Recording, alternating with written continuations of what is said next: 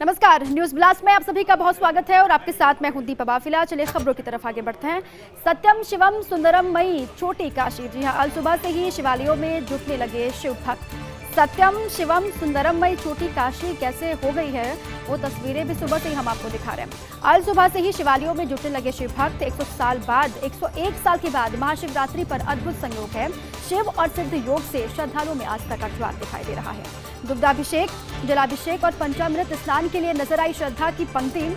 बड़ी संख्या में बेतहाशा भीड़ श्रद्धालुओं की दिखाई दी। हालांकि कोरोना के चलते भक्तों ने कतार में खड़े होकर अपनी बारी का इंतजार किया।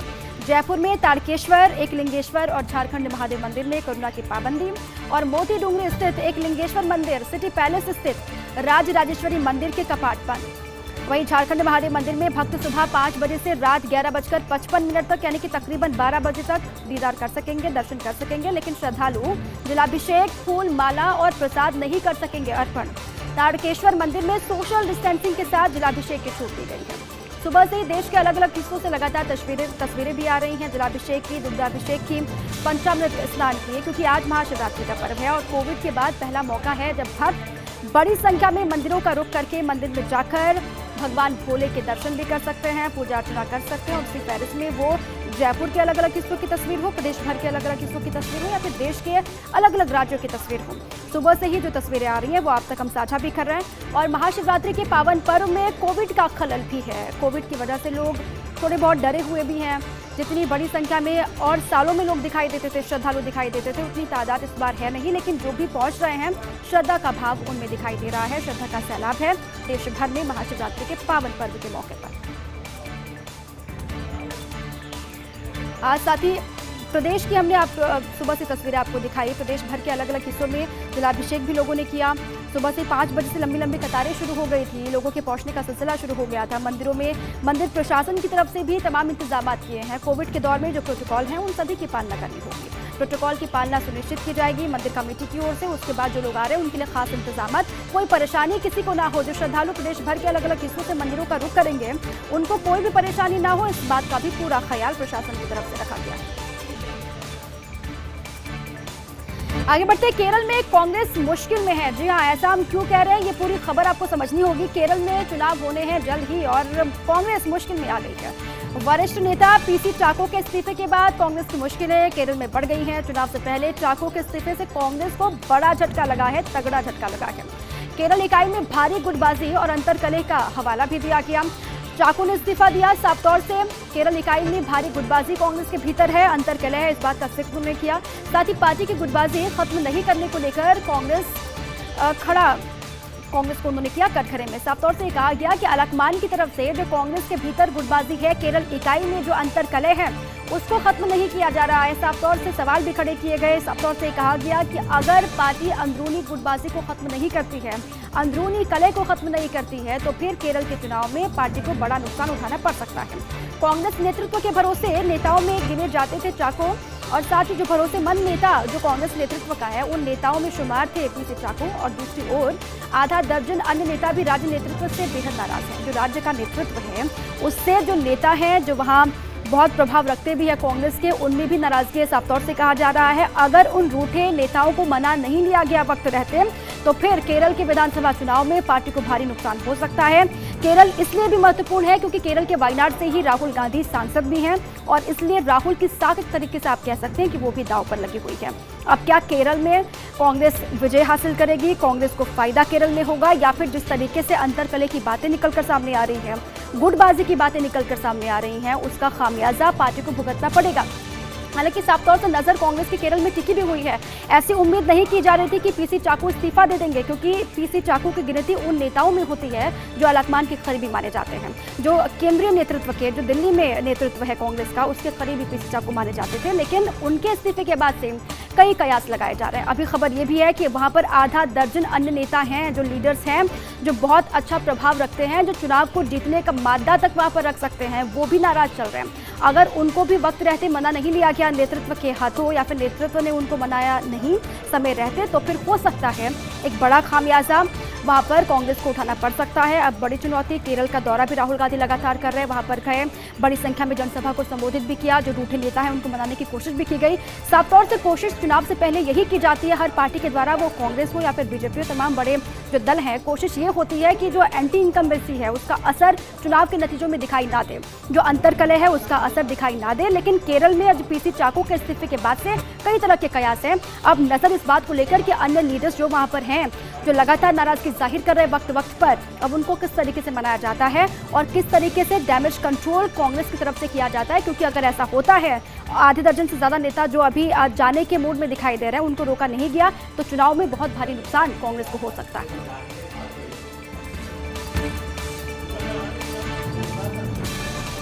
बड़ी खबर है, ब्रह्म कुमारी संस्था की मुख्य प्रशासिका राजयोगिनी हृदय मोहिनी का देहावसान हो गया है। 93 वर्ष उम्र में उन्होंने अंतिम सांस ली और 10:30 बजे का वक्त है जब आखिरी सांस उन्होंने ली। और पिछले वर्ष दादी जानकी के देहावसान के बाद उन्हें मुख्य प्रशासिका बनाया गया था और साथ ही उनके पार्थिव शरीर को एयर एम्बुलेंस से आबू रोड लाया जा रहा है और अंतिम दर्शन के लिए पार्थिव शरीर को वहां पर रखा जाएगा। माउंट आबू के ज्ञान सरोवर में अंतिम संस्कार उनका किया जाएगा और साथ ही जो उनके समर्थक हैं वो भी उनसे आखिरी दर्शन के लिए उनका पहुंचेंगे और अंतिम दर्शन के लिए उनको एम्बुलेंस से आबू रोड लाया जा रहा है पार्थिव शरीर उनका। और साथ ही देहावसान के बाद से मुख्य प्रशासिका उनको बनाया गया था। पिछले वर्ष दादी जानकी का देहावसान हुआ था, उसके बाद से जिम्मेदारी उनको सौंपी गई थी, लेकिन 93 साल की उम्र में आखिरी सांस ली और सुबह 10:30 बजे का वक्त बताया जा रहा है जब अंतिम सांस उन्होंने ली है और तब से ही शोक की लहर है। अब जो समर्थक हैं वो उनके दर्शन के लिए पहुंचेंगे, उनके दर्शन के लिए भी इंतजाम किए गए हैं। हालांकि कोई दिक्कत ना हो, जो भी चाहते हैं उनके आखिरी दर्शन हो, आखिरी बार विदाई उनको देना चाहते हैं, उनके लिए भी खास इंतजाम किए जा रहे हैं कि उनको कोई तकलीफ ना हो, वो आएँ और ईजिली दर्शन कर पाएँ। ये व्यवस्था है। 10:30 बजे आखिरी सांस उन्होंने ली और तब से ही लगातार शोक व्यक्त किया जा रहा है। पिछले साल ही उनको जिम्मेदारी मिली थी जब दादी जानकी का देहावसान हुआ था, उसके बाद से उनको मुख्य प्रशासिका बनाया गया था और उन्हीं पर तमाम जिम्मेदारियां भी थी। लेकिन आखिरी सांस ली, उनका देहावसान हुआ, उसके बाद से ही लगातार अब ये बड़ी जानकारी आपके सामने भी है कि उन पर जो जिम्मेदारी दी गई थी, इसलिए भी उनकी जो लोकप्रियता थी या फिर उनके जो समर्थक थे, बहुत बड़ी संख्या उनकी, अब वो चाहते हैं कि आखिरी बार वो दर्शन कर पाएँ, आखिरी बार वो विदाई दे पाएँ। क्योंकि अब अंतिम संस्कार उनका होगा ज्ञान सरोवर में और उससे पहले अंतिम दर्शन के लिए उनका पार्थिव शरीर रखा जाएगा। आबू रोड लाया भी जा रहा है एम्बुलेंस से, एयर एम्बुलेंस के जरिए आबू रोड उनका पार्थिव देह लाया भी जा रहा है और साथ ही अब अंतिम दर्शन के लिए लगातार लोगों के पहुंचने का सिलसिला भी जारी है। अंतिम दर्शन के लिए लोग पहुंच भी रहे हैं और अंतिम दर्शन सभी का जब हो जाएगा, जो लोग अलग अलग हिस्सों से भी आएंगे, ना सिर्फ जयपुर बल्कि प्रदेश के अलग अलग हिस्सों से लोग पहुंचेंगे, उसके बाद अंतिम दर्शन और उसके बाद कहा यह जा रहा है कि ज्ञान सरोवर में उनका अंतिम संस्कार किया जाएगा। आगे बढ़ते हैं। गुजरात में कल से आजादी का अमृत महोत्सव है। गांधी आश्रम से दांडी मार्च को रवाना करेंगे प्रधानमंत्री मोदी। गुजरात में कल से आजादी का अमृत महोत्सव और गांधी आश्रम से दांडी मार्च को पीएम मोदी रवाना करेंगे। गृह मंत्री अमित शाह, विजय रूपाणी, केंद्रीय मंत्री भी साथ में मौजूद रहेंगे और आजादी के 75 साल पूरे होने के उपलक्ष्य में केंद्र ने आजादी अमृत महोत्सव मनाने का ऐलान किया है, फैसला लिया है। 81 पदयात्री 386 किलोमीटर की पदयात्रा कर 5 अप्रैल 2021 को पहुंचेंगे दांडी और पीएम आश्रम के आसपास के परिसर में कई शिलान्यास करेंगे। अब ये भी कि तमाम बड़ी सौगातें भी मिल सकती है, गुजरात को मिल सकते हैं, इसको लेकर भी तमाम रूपरेखा तय की जा रही है। कल से इसकी शुरुआत होनी है। आज़ादी का खास मौका है, 75वीं वर्षगांठ के मौके पर कहा जा रहा है कि खासतौर से तमाम कार्यक्रम भी किए जाएंगे। आज़ादी का अमृत महोत्सव होगा। गांधी आश्रम से दांडी मार्च को रवाना करेंगे प्रधानमंत्री मोदी और साथ ही गृह मंत्री अमित शाह भी वहां पर, उनकी मौजूदगी होगी। विजय रूपाणी भी वहां पर होंगे, सीएम गुजरात के, केंद्रीय मंत्री तमाम वहां पर रहेंगे, उनकी मौजूदगी भी होगी। और साथ ही आज़ादी के 75 साल पूरे होने के उपलक्ष्य में देश भर में तमाम कार्यक्रम भी आयोजित किए जाएंगे और साथ ही तमाम बड़ी सौगातें भी अलग अलग हिस्सों को मिलेंगी। उसी फहरिस्त में गुजरात का भी नाम है कि गुजरात में भी कई परियोजनाओं का शिलान्यास प्रधानमंत्री मोदी करेंगे और आज़ादी के उपलक्ष्य में ही अमृत महोत्सव का आगाज भी करने जा रहे हैं प्रधानमंत्री मोदी। अमित शाह की मौजूदगी वहां पर, तमाम केंद्रीय मंत्री वहां पर, विजय रूपाणी अपने स्तर पर लगातार तैयारियों को अंतिम रूप भी दे रहे हैं। कल से इसका आगाज होना है, साफ तौर से उत्साह भी है इस पूरे कार्यक्रम को लेकर। और साथ ही 75 साल पूरे होने के उपलक्ष्य में केंद्र ने आज़ादी अमृत महोत्सव मनाने का ऐलान पहले ही कर दिया था। पीएम मोदी ने भी कई बार इसका जिक्र किया कि जब 75वीं वर्षगांठ मनाई जाएगी आज़ादी की, तो उसके साथ ही अमृत महोत्सव का आगाज भी होगा, जिसके तहत 81 पदयात्री 386 किलोमीटर की पदयात्रा करके 5 अप्रैल 2021 को दांडी पहुंचेंगे और पीएम आश्रम के आसपास के परिसर में कई शिलान्यास भी करेंगे। बंगाल में गरमाया हिंदुत्व का मुद्दा। जी हां, बंगाल में हिंदुत्व का मुद्दा किस तरीके से गरमा रहा है, चुनाव के नजदीक आते आते ये पूरी खबर आपको समझनी होगी। लगातार जोर आजमाइश है तमाम दलों की तरफ से। बंगाल में हिंदुत्व का मुद्दा, टीएमसी और बंगाल में हिंदुत्व को लेकर छिड़ी जंग। टीएमसी और बंगाल में हिंदुत्व की लड़ाई चल रही है, जंग छिड़ चुकी है। ममता ने हिंदुत्व को लेकर सवाल उठाए जाने पर खुद को ब्राह्मण बता दिया है। अब हिंदुत्व को लेकर वक्त वक्त पर ममता बनर्जी को लेकर कई सवाल भी खड़े किए जाते हैं। अब जो कि ममता बनर्जी चुनाव सिर पर है, ऐसे में उन्होंने खुद को ब्राह्मण बता दिया।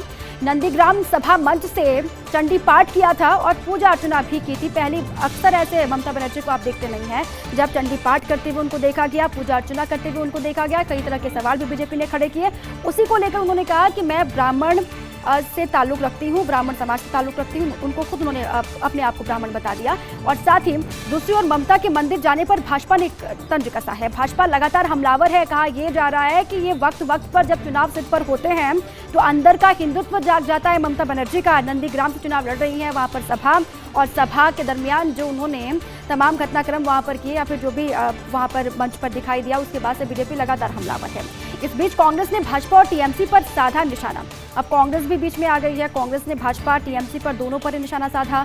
साथ ही बंगाल कांग्रेस अध्यक्ष अधीर रंजन चौधरी ने कहा है कि ममता साबित करने की कोशिश कर रही है कि वो भाजपा से कम हिंदुत्ववादी नहीं है। अब हिंदुत्ववादी होने की होड़ किस तरीके से पार्टियों में है, ये बता रहे हैं अधीर रंजन चौधरी, कांग्रेस के अध्यक्ष है पश्चिम बंगाल के। वो कह रहे हैं कि ममता खुद को साबित करना चाहती हैं कि उनका जो हिंदुत्व है वो भाजपा से स्ट्रांग है, भाजपा से कम नहीं है। अब वहां पर क्योंकि सीधी लड़ाई बीजेपी और टीएमसी के बीच में मानी जा रही है, कांग्रेस भी कहीं ना कहीं मुख्य भूमिका में आने की कोशिश इसलिए भी कर रही है क्योंकि गठबंधन को रूपरेखा वहां पर दी जा रही है। कांग्रेस लेफ्ट और आईएसएफ के साथ गठबंधन में वहां पर चुनाव लड़ने जा रही है। उम्मीद कांग्रेस को बेतहाशा है बंगाल से, लेकिन वो उम्मीदें कांग्रेस की पूरी होंगी कि नहीं होंगी, इसको लेकर कई सवाल हैं। लेकिन अब ममता बनर्जी ने जिस तरीके से खुद को हिंदुत्ववादी करार दिया है, ब्राह्मण बता दिया, उसको लेकर बीजेपी हमलावर है क्योंकि बीजेपी के नक्शे कदम पर टीएमसी चल रही है। कांग्रेस का भी यह आरोप है क्योंकि अभी तक हिंदुत्ववादी होने का दावा बीजेपी करती आई है। साफ तौर से एक वर्ग विशेष पर फोकस बीजेपी का होता है, यह आरोप भी लगता रहा है। अब इसी पर टीएमसी जिस तरीके से टीएमसी प्रमुख ममता बनर्जी दिखाई दी नंदीग्राम में, उसको लेकर कांग्रेस भी हमलावर हो गई है।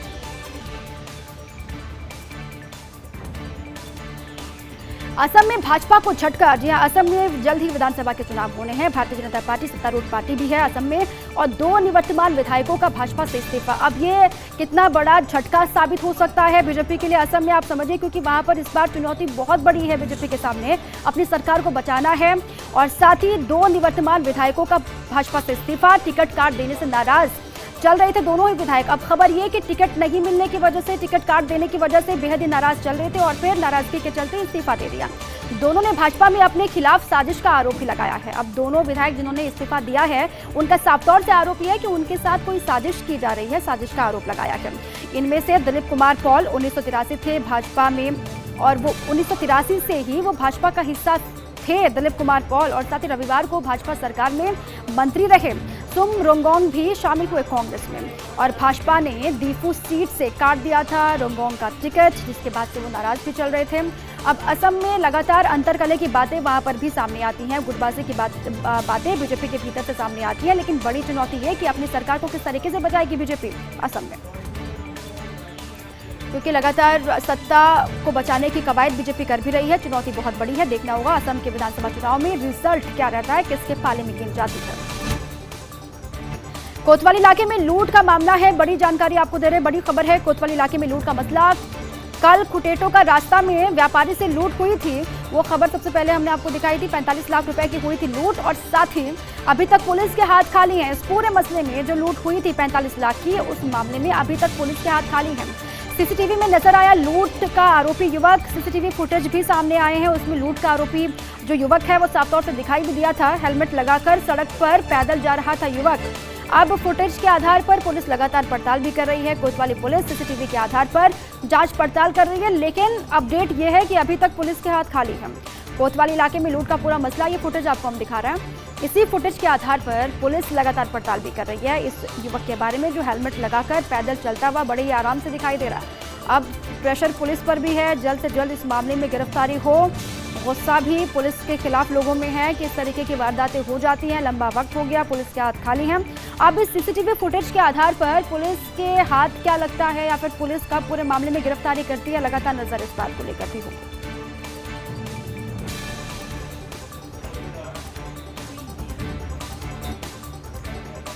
आगे बढ़ते हैं। मुकेश अंबानी के घर के सामने संदिग्ध कार का मसला है। टेलीग्राम चैनल से मोबाइल पर भेजा गया था संदेश। एक निजी साइबर कंपनी से करवाई गई संदेश की जांच के मुताबिक तिहाड़ में क्रिएट हुआ टेलीग्राम चैनल और 26 फरवरी को दिन में 3:20 पर क्रिएट किया गया चैनल और 27 फरवरी की रात इस चैनल से भेजा गया संदेश।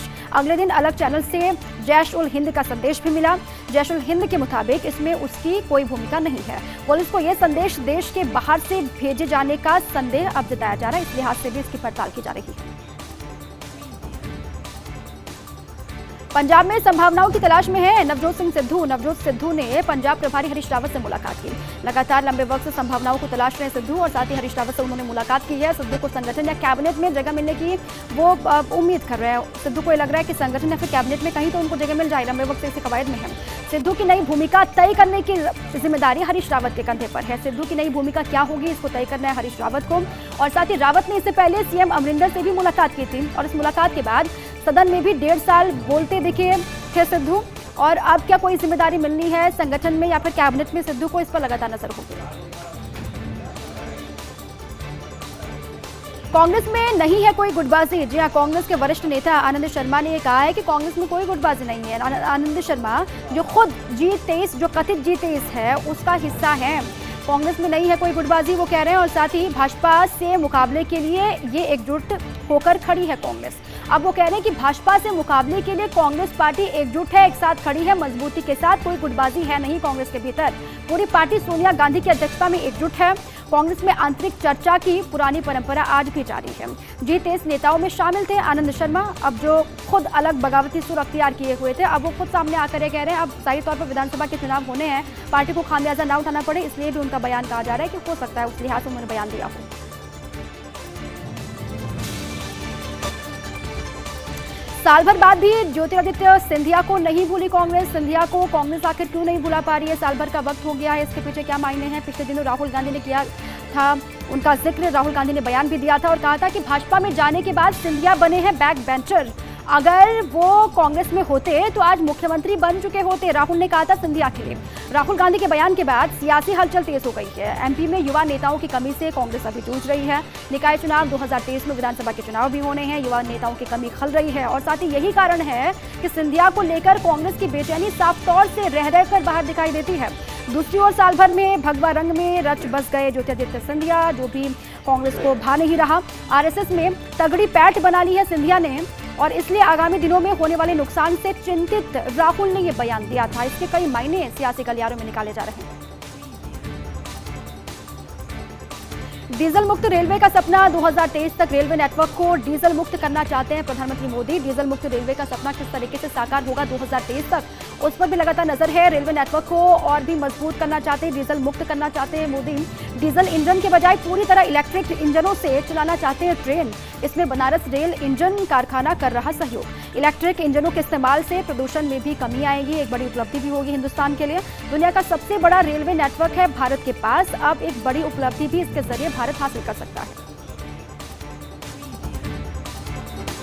19 मार्च को भारत आएंगे अमेरिकी रक्षा मंत्री लॉयड ऑस्टिन। जी हां, इसका इंतजार भी किया जा रहा है। 19 मार्च वो तारीख है जब भारत आएंगे अमेरिकी रक्षा मंत्री लॉयड ऑस्टिन। रक्षा मंत्री राजनाथ सिंह के साथ उनकी वार्ता भी होगी, मुलाकात होगी। राजनाथ सिंह से 19 से 21 मार्च के दरमियान भारत के दौरे पर रहेंगे ऑस्टिन और बाइडेन की सत्ता संभालने के बाद पहली मर्तबा अमेरिकी मंत्री भारत आ रहे हैं। ऑस्टिन की यात्रा दर्शाती है भारत अमेरिका संबंधों की मजबूती को भी। भारत अमेरिका के बीच में संबंध कितने मजबूत हैं, उनकी भारत यात्रा के बाद और भी ये साफ हो जाएगा। खबरों का सिलसिला लगातार जारी है। छोटे से ब्रेक ले रुकते हैं, फौरन लौटते। ब्रेक के बाद एक बार फिर से आप सभी का स्वागत है। चलिए एक बार फिर से आगे बढ़ते हैं।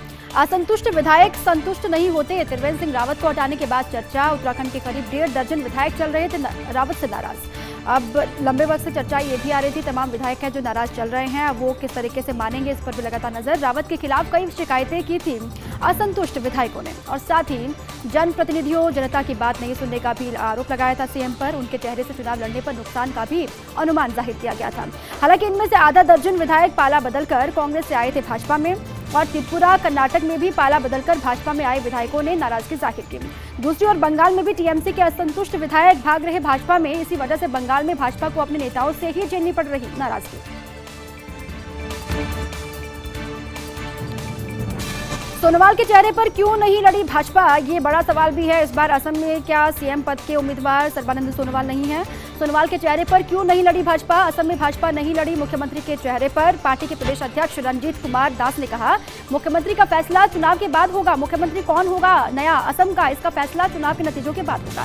हिमंता बिस्वा शर्मा और सोनोवाल दोनों को करना चाहती संतुष्ट। दोनों में से किसी एक को मुख्यमंत्री का चेहरा बनाते तो मेहनत में दिखती कमी, और ऐसी स्थिति में भाजपा ने सीएम फेस प्रेजेंट करने की कोशिश से दूरी बना ली है, और ऐसे में अब सोनोवाल और शर्मा पूरी मेहनत से चुनाव लड़ेंगे और लड़ेंगे भी, ये उम्मीद की जा रही है। साफ तौर से कहा जा रहा है कि सर्बानंद सोनोवाल का चेहरा इस बार मुख्यमंत्री पद के लिए नहीं रखा जा रहा। अब इसके पीछे की वजह क्या है? हिमंता बिस्वा शर्मा क्या इस बार दावेदारी करेंगे सीएम पद की? इसको लेकर भी अभी कोई पुख्ता खबर है नहीं।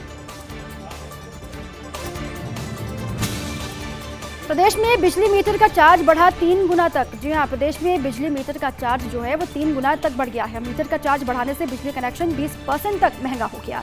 कटे हुए कनेक्शन को दोबारा करने पर भी वसूलेंगे मीटर की पूरी कीमत। मीटर बदलते ही वसूला जाएगा पूरा चार्ज। और RERC ने फरवरी में विद्युत सप्लाई कोड विनियम 2021 किया था जारी, और इसके बाद तीनों डिस्कॉम ने TCOS 2021 जारी किया था। इसमें बढ़ा दिया मीटर का चार्ज भी। अब ये लोगों के लिए किस तरीके से परेशानी का सबब हो सकता है, इस पर भी लगातार असर। टेलीकॉम इंफ्रास्ट्रक्चर में चीन का दखल रोकने के प्रयास लगातार किए जा रहे हैं। 4G 5G तकनीक में चीन की दखल अंदाजी नहीं होगी, ये ऐसी कोशिश है। हुआई और ZTE जैसी कंपनियां नहीं कर सकेंगे विस्तार। सरकार ने किया लाइसेंस के नियमों में संशोधन। 15 जून से लागू होंगे संशोधित नियम, और साथ ही ट्रस्टेड सोर्सेज से ही इक्विपमेंट खरीदेंगे उपभोक्ता, ऐसी सरकार की कोशिश भी है। सरकार जल्द ही जारी करेगी ट्रस्टेड सोर्सेज की पूरी सूची, डिटेल्स सामने आएंगी, उसके बाद ही लोगों को सहूलियत भी पहुंचेगी।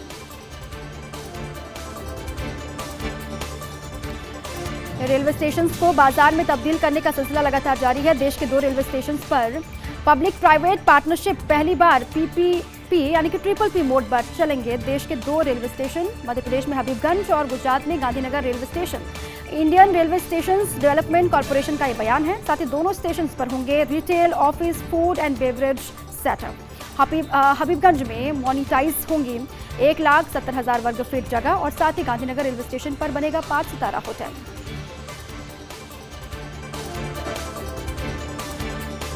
The switch in Dehradun. 21 वर्ष का हुआ उत्तराखंड, लेकिन राजनीतिक चुनौतियां कायम है। 21 वर्ष का उत्तराखंड हो गया है, और साथ ही तब से ही लगातार राजनीतिक जो चुनौतियां हैं वो कायम है, वो बरकरार है। 2000 में अटल बिहारी वाजपेयी के शासन में बने 3 नए राज्य, इसमें उत्तराखंड भी शामिल। झारखंड और छत्तीसगढ़ को अलग राज्य बनाया गया। इनमें उत्तराखंड और झारखंड में राजनीतिक स्थायित्व नहीं। झारखंड में हो गए 11, उत्तराखंड में 9 मुख्यमंत्री, और इस बार उत्तराखंड में एक और नए मुख्यमंत्री।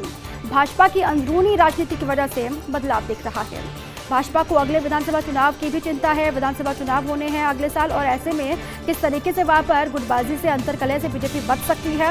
राज्य में इसको लेकर कोशिश और सत्ता परिवर्तन ना हो, ये कोशिश है, और इसीलिए ही अपने ही पार्टी में फेरबदल किया, अपने ही सीएम को बदल दिया गया। त्रिवेंद्र सिंह रावत जो सत्ता वहां की संभाल रहे थे बीजेपी की, अब तीरथ सिंह रावत को जिम्मेदारी सौंपी गई। Year of resilience. उपराष्ट्रपति हैं वेंकैया नायडू का बयान। उन्होंने साफ तौर से बयान दिया है, कहा है कि भारत ने दिखाया महामारी से निपटने का तरीका। वो कह रहे हैं कि भारत ने महामारी से निपटने का तरीका दिखाया। महामारी का दौर गुजरने के बाद वैक्सीनेशन भी शुरू।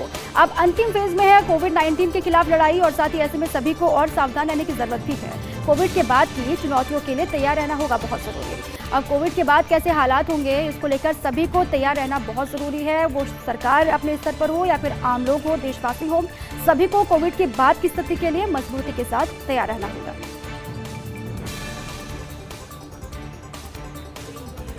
और चलिए इसी के साथ ही न्यूज ब्लास्ट में अभी के लिए बस इतना ही। खबरें लगातार जारी हैं। आप रहिए फर्स्ट इंडिया के साथ।